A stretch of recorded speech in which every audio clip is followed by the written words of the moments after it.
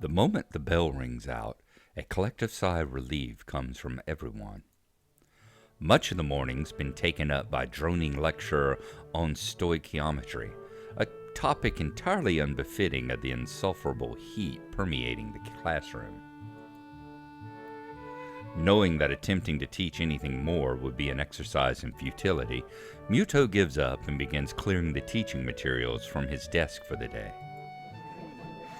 As meaningless banter starts filling the classroom, I notice Hanako getting up and coming to my desk. She's been a lot less withdrawn lately, something which gives me a small measure of satisfaction. Hello, Hisao. Hey, want to go pick up Lilly then? It's close to the time when she'd need to get going if she's going to make that flight. About that. She said she might be held up a bit by her classmates. I suppose that makes sense. Her class usually gets off a little earlier than ours, so Lily would normally have just come to our classroom. Her class must be sending her off. Well, never mind. We can wait outside her classroom for once, right? She gives a small giggle before nodding, the two of us taking our things and leaving for 3-2's classroom. When we reach our destination, I stop in idle amusement at the scene inside.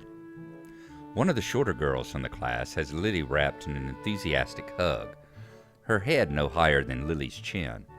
Her other friends, of which there are several, are gathered around her as well. Lily simply smiles kindly and hugs her back. I guess Lily must be pretty popular. Compared to Shizune's harsh but fair dictatorship of 3-3, Lily seems more like a mother figure for 3-2, to say nothing of her height and her looks. Kenji's pointedly cool demeanor as he packs up his things at his seat in the back corner of the classroom is expected. He's no doubt far from a fan of the fuss being made about Lily's leaving. Looking beside me and seeing Hanako following my gaze, I decide to finally enter the room. Afternoon, Lily. It's just me and Hanako. Hanako withers noticeably when exposed to the din being made around Lily. Try as she might, I doubt she'll ever completely get over her social anxiety. Hello. Lily manages to work out our position reasonably well, her classmate detaching herself without a second word. A look of slight exasperation is written on Lily's face, though I can't say I blame her. Hello, Hisao. Hanako. Do we have much time before the flight leaves? I give a quick glance at my watch. Taking the trip to the airport into account, there's a good 10, maybe 15 minutes left while still allowing for contingencies. Yeah, I tell her, we still have a few minutes to kill. I wouldn't worry about missing it yet. Ah, this is Hanako? One of the classmates say. Uh-oh, I think we've just inadvertently become entangled in Lily's social web. The girl is probably part of the legally blind faction of the class, like Kenji, given her almost window-pane-like spectacles. Her short, roughly cut hair gives her a look that fits her excitable expression. Hello? The girl takes Hanako's hand and pulls it up and down enthusiastically. I really don't get how girls can be so social to someone they only know as the friend of a friend. While Hanako exchanges nervous greetings, I look around the room for my short and overdressed next-door neighbor. Try as I might, he seems to have slipped out of the classroom without anyone noticing. For a moment, I try to think of possible career paths that could reasonably benefit from his single skill before putting my mind to more pertinent matters. Lily seems pleased, if somewhat guarded, about the enthusiasm Hanako suddenly excited from those around her. She might not see it, but Hanako's much less panicked about the affair than I'd anticipated. Shuffling my way through the gaggle of classmates, I eventually manage to reach her. Don't worry, I say. Hanako's fine. Thank you. I thought she might be overwhelmed by them. classmate cries out. "Don't worry, we'll be gentle." Both of us grimace in unison. Hanako's nervous grin stays plastered on her face as another couple of girls moves in to meet her. It's kind of amazing that even just a month ago she'd never been able to cope with a situation such as this. Even when I first met her, the two of us completely alone, she sprinted from the library. "So," I ask, "got everything you need?" "It's all packed. I just have to go by my room to pick it up on the way, and Hanako and I need to change." "I guess we better get going then. Hanako?" Hanako's head flicks up toward us in a flash, her face rather unmistakably appreciating the chance to extricate herself from the small group gathered around her. "Coming." The long taxi ride to the airport is surprisingly pleasant, despite the three of us being rather squashed together to fit in the small back seat. On the other hand, maybe despite isn't the right word. Lilly pays the fare to the drivers we file out, Hanako's eyes flitting left and right. Thankfully, there aren't too many people around, most of them being inside the main building rather than milling around outside. It isn't hard to spot Akira and Hideaki against a fence, talking to pass the time. A large black travel bag, complete with wheels and travel handle, leans against the fence alongside them. Hideaki's the first to notice us, pointing us out to Akira, who gives an over-enthusiastic wave. "Hey, hey!" I grab Lily's travel bag for her as we go to meet the two, earning a nod of appreciation. Akira says, "I've got all my stuff here. You got yours? Plane ticket as well?" "Don't worry," Lily replies. "I have everything. You?" "Yep, all ready to go." "Not without some problems along the way, I might add," says Hideaki. The snide remark has his head roughly dragged around by a very firmly clamped on hand. "Haha, yeah, I kinda sorta forgot it was in my trousers pocket. Trousers that I'd put in the wash." "Oh no." Akira continues, Don't worry. Did you know that you can print out tickets if you order online nowadays? It's really cool." Hideaki's pained expression says that this wasn't a solution found quickly. It could have been worse, I guess. "We'd better start off then. Check-in should be ready by now." "Yeah, you're right." There's a certain amount of wistfulness in both their voices, to say nothing of the people left behind. Meeting their family again after all these years would be big for them.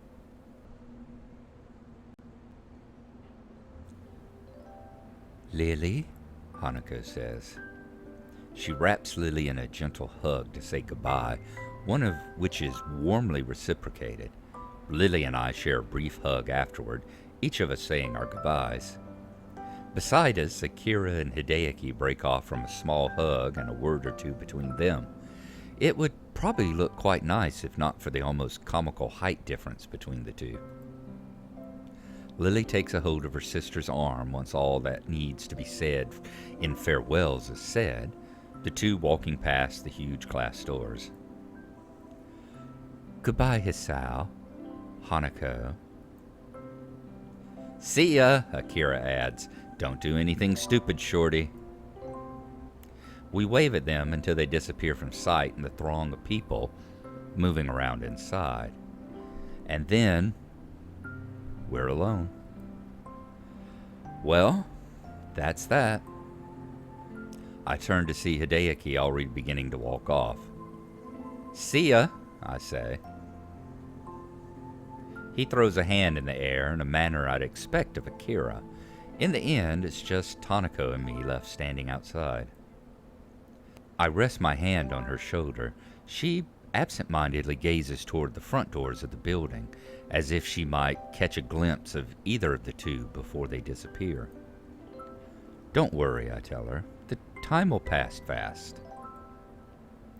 She hesitates for a moment, but eventually nods. With the scorching heat of the summer sun beating down on us, we make our way to the nearby bus stop. It's strange, really. Just when I'd begun to see Lily differently, she leaves on what almost feels like a pilgrimage to the past. In a way, though, that's just what I've been doing since coming to Yamaku. As much as I may reflect on everything that's happened to me, I really am hardly unique. Everyone has their own circumstances and separate paths to get where they are now. Yet, I still can't really work out how I should proceed. My life may have practically been reset, and I still can't find anything that satisfactorily fills the hole I still feel in myself. Maybe Lily's leaving will be a good thing for me. Without her to lean on, I need to do more for myself. I'll have to be there for Hanako as well. It feels strange to have so much changing so quickly after my months in that hospital that seemed to exist so separately from reality, but that's all the more reason for me to keep focused. I can't let any opportunity slip out of my fingers in an attempt to rebuild my life.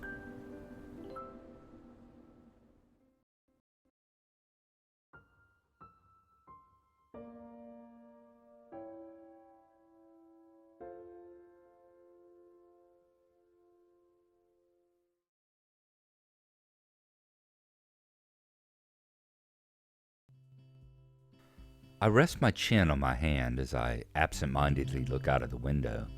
Yet another of Muto's lectures droning on and on as if it were endless. The summer sky is almost alluring in its bright cerulean splendor. Only the odd passing cloud breaks up the deep blue expanse. This feeling of longing is probably the outdoor side of me yearning to escape. Nakai, could you answer this? Muto says. That side of me's lost to the past now.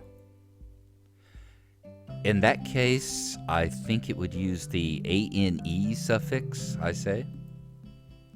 Correct. Moving on, the suffix for... As my attention toward Muto slips once again, I spot Misha giving me an enthusiastic thumbs up and nod at her to settle her down. It's been a handful of days since Lily left for Scotland, days which have passed relatively peacefully. Life largely continued as usual in contrast to what I'd expected. While thoughts of her have danced around on the edge of my mind since she left, present events managed to subdue them, at least for the time being. So I find myself idly chatting with Hanako as usual, when lunchtime finally rolls by. Are the later ones in the series good as well? Hanako asks. Not really, I answer. You're probably best off sticking to the original. His later books didn't live up to it, other than maybe God Emperor. Thanks. I really wasn't sure if... As Hanako steps to the side, I see Shizune stride up in her typically businesslike manner, flanked by her ever-present bright-haired shadow. Try as I might, I can't read any hint of their intent from their faces. Shizune's poker face and Misha's seemingly boundless cheerfulness are a devilish combination. Morning, Shizune. Misha. Hi, Hanako adds. I accentuate the greeting with a nod to Shizune in order to get the point across. She promptly and curtly returns the gesture to both of us. It's been a long while since I've really talked to either of them. For a while I thought they might be avoiding me, but I eventually came to the conclusion that Shizune really isn't the type to do so. She signs. Morning! Shi-chan says that Muto wants to see you sometime. Because of this statement, my face contorts as if I'd just eaten spoiled food, giving Misha no end of amusement. Wah! Anybody would think you were in trouble, He-chan. Shizune continues to sign. You may not be aware of it, but you have the least to worry about out of anyone in the class. What an unexpected vote of confidence. Even Hanako nods hesitantly to affirm the point. Thanks, I'll keep that in mind, I say. There was something I wanted to ask you, though. Shizune signs. And what might that be, Hee-chan? I have a feeling this won't go over well, but here goes. Is there any reason why you and Lilly don't get along? It seems like even a little civility would help you both in your duties. Shizune's cold stare after Misha happily signs the words stops me in my tracks. In hindsight, I really could have worded that better. Out of the corner of my eye, I'm sure I see Hanako move back, just a little. Thankfully, Shizune notices this and lets her temper dissipate as she forcefully runs her hand through her hair to let off steam. Perfectly on cue, Misha begins interpreting the second Shizune's arms begin to move. I would say that such matters aren't relevant to you, but since you seem to have befriended Lilly... She pauses to adjust her glasses, evidently attempting to articulate her point in the best possible manner. While I assume the same of her, I cannot call my own views on the matter unbiased. Suffice to say, we were closer before than we are now. Shizune makes a quick gesture to Misha to stop her from interpreting, then has a quick meeting with her before proceeding. The fact that the two can communicate so easily, yet so secretly, right in front of us is slightly disconcerting. Hanako seems to share my curiosity at the proceedings, looking on with thinly masked interest. As they finish their opaque conversation, Misha looks slightly deflated. I guess her opinion on the matter wasn't followed.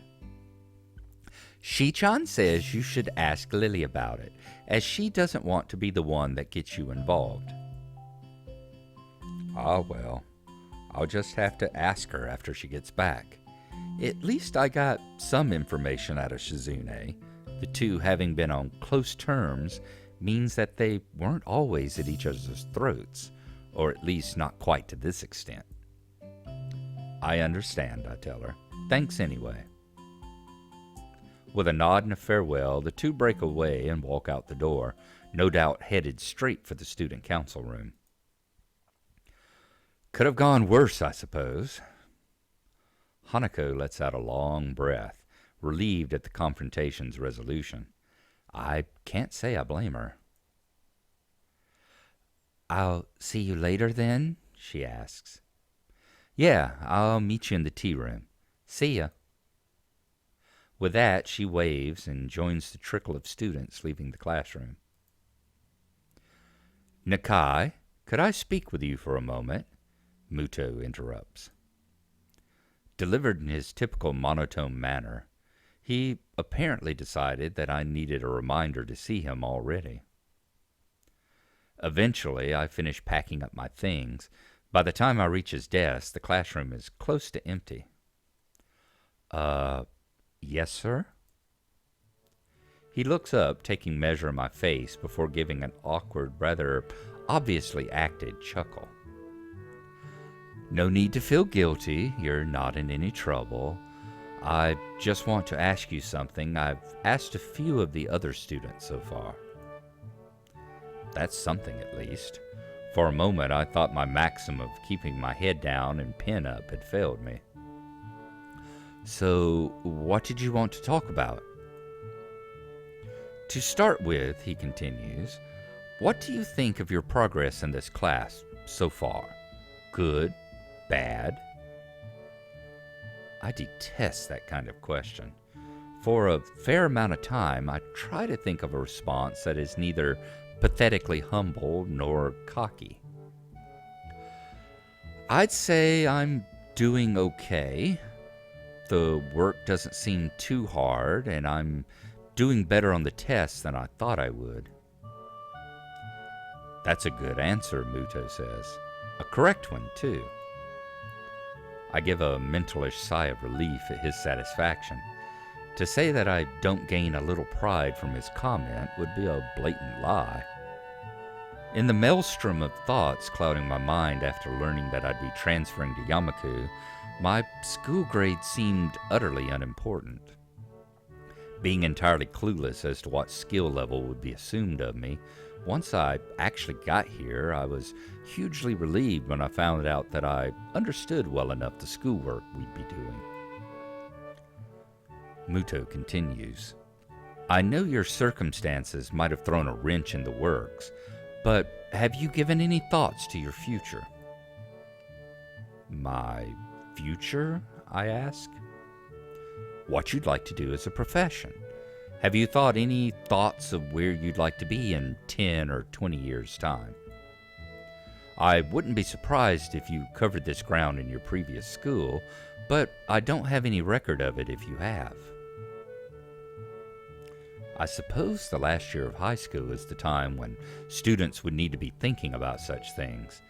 To be honest, I really haven't lent it much thought compared to my immediate situation. Catching on to my thinking, Muto speaks up. It's okay if you haven't decided on anything specific yet. I wouldn't be surprised if a lot of your classmates were still undecided after all. Maybe pursue one of your talents? He's rather obviously trying to squeeze an answer out of me, and something about his previous wording makes me suspicious. He didn't seem to be intent on asking everybody like this, so he must have some kind of selection criteria. At a guess, are grades in his class.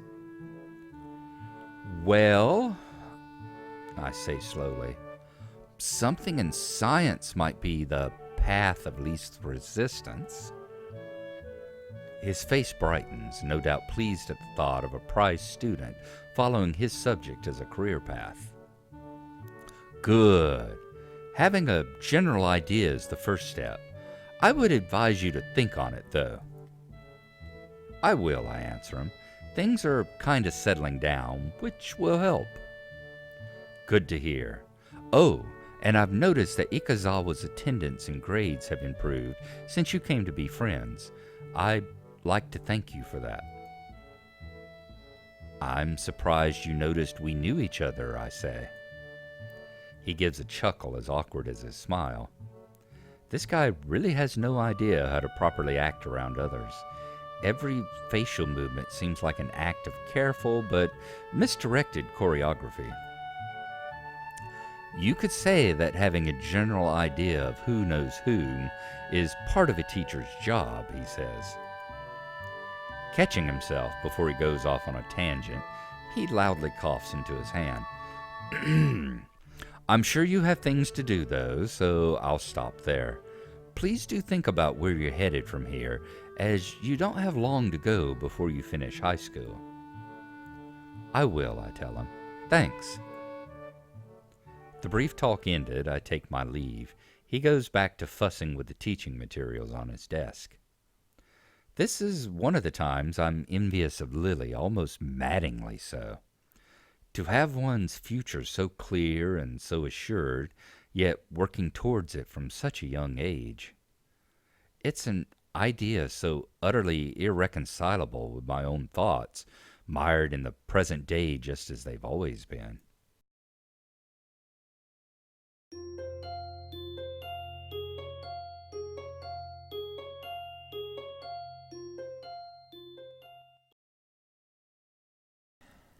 So the day finally arrives where we are to take Lilly to the airport so that she can fly off on her way back to Scotland to meet with her family for the first time in 6 years. I did include this little scene here, though, just because I loved it, the fact that they're sitting there talking about Dune and Frank Hubbard. Not Frank Hubbard, Frank Herbert. Good God, let's not confuse him with Elrond. Frank Herbert. Dune just happens to be one of my absolute favorite sci-fi books. I mean, it ranks right up there. Probably Dune, Ringworld, and Ender's Game as far as, real sci-fi goes. Then you get into the comedy sci-fi of stuff like Hitchhiker's Guide, which is way up there on my list, and that sort of thing too.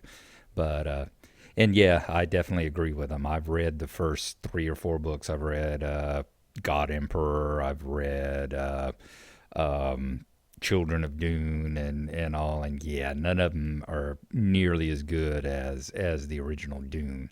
They just don't have that magic and seem a little bit stretched. Um, don't know how many of y'all have seen the movie, the actual movie from David Lynch is a brilliant train wreck, worth seeing just for. I mean, it's got some beautiful visuals and some good acting by the cast and all, but the story is just a brilliant train wreck with all the stuff that he leaves out and adds and everything else. Just makes it so bizarre, as you would expect from Lynch. Um, but the Sci-Fi Channel, I think it was Sci-Fi Channel that did the miniseries. That is actually quite worthwhile. More of a TV budget, of course, but well acted and follows this actual story much more, which, Lynch would probably have done if he had had 6 hours to make a movie. But discussions of great science fiction aside, we proceed over to Lily's classroom where her classmates are giving her a very fond and heartfelt farewell and bon voyage for her journey. And Hanako gets sucked into the midst as apparently she's talked to them about Hanako before because everyone wants to meet her. And with mentioned for not the first time in this particular episode about how Hanako's much less panicked and much more sociable and able to deal with attention a lot better than she used to be just a month or so ago. Whenever we first met and started hanging out with him. And just further reinforces, my God, this story goes by in such a short amount of time here. You sit and you go, it's only been a month since Sal came to the school in the first place. But we get her to the airport, and she and Akira fly off, and we have our goodbyes. Hanako and Hideaki and Hisao and all. I've got to say that I was a little surprised uh, how, shall we say, restrained the goodbye between Lily and Hisao was. They did not seem to be as emotional as I was expecting it to be, perhaps. I mean, she and Hanako had quite the loving, comfortable hug, and it was more of a restrained thing. I don't know if it was because we're not alone. The few times she's expressed her feelings like you're different and been flirty and that stuff has been only when she and Hisao have been by themselves. With her restrained kind of traditional nature, perhaps she's trying to not clue anybody in like Akira and Hanako and Hideaki. But a few days later, it's back to the school and a confrontation with Shizune and Misha, where we ask Shizune, what was it that happened between you two? Wouldn't it be better? Wouldn't y'all be easier to get along if y'all were at least slightly friendly toward each other? And Shizune shows some remarkable restraint and, lets him know that we were a lot closer at one time, but I'm not going to bring you into that. And if you want to get involved in it, I'm going to let Lily be the one to do it. And basically, God save your soul if you happen to go there. It's the impression that I get. Which leads us around to finally Muto giving us the what do you want to do with your life? Why don't you think about your strength? Science, science, hint, hint, wink, wink, nudge, nudge. You know what I mean? So that finally happens in this particular story. As we've said, most of the major beats occur in every single story. It's just a matter of where they occur, who they occur when, and where they occur. So we will see as we continue how life goes on at Yamaku without Lily around for a while.